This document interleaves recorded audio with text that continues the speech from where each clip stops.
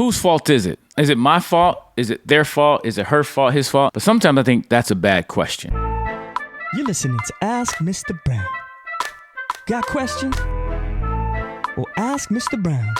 He'll give you his perspective on your questions. Hey, thanks for joining me for another edition of Ask Mr. Brown, where I give you my perspective on your questions. I got this question, actually it was a dialogue about whose fault is it. Sometimes we play the victim role. We try to blame everybody for our situation. We look at, hey, it was her fault, their fault. And a lot of times I work with students, some of y'all are blaming y'all teachers, y'all blaming y'all parents, y'all blaming your friends or frenemies or enemies for stuff in your life. And I get it. We want to find out what was the source of the problem, where'd it come from. But sometimes that's a bad question, because bigger question should be, what am I going to do about it? How am I going to respond to what happens? The old saying says this: life is not always what happens to you, it's about how you respond to it. I agree with that, because even the fact that you can't figure out why this happened, you can choose how you're going to respond to it. And I think some of us are embracing this victim mentality.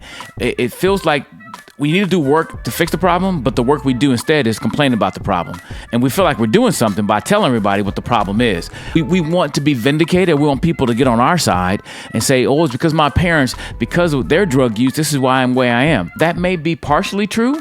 I'm not saying that the choices of people around you don't impact you, but they shouldn't control you, because sometimes you may not figure out why this is the way it is, but you know that it is the way it is, and therefore you can make a different choice, or make a choice to get out of the situation, make the situation better. Whatever it is, it comes down to a choice. So don't spend all your time trying to point the finger, figuring out who did what and why it happened.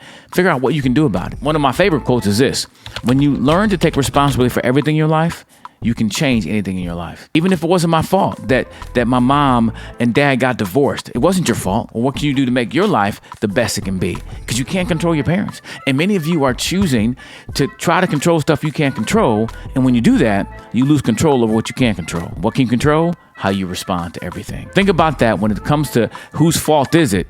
Yeah, it can be informative, but it's not always instructive on what to do next. Take the second part and figure out what I need to do next for my life to be better. Because when you make better choices, you will live a better life. So choose well.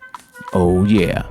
This is Ask Mr. Brown. If you want to get my perspective on your questions, visit AskMrBrown.com, and maybe your question will be next. So go ahead, ask.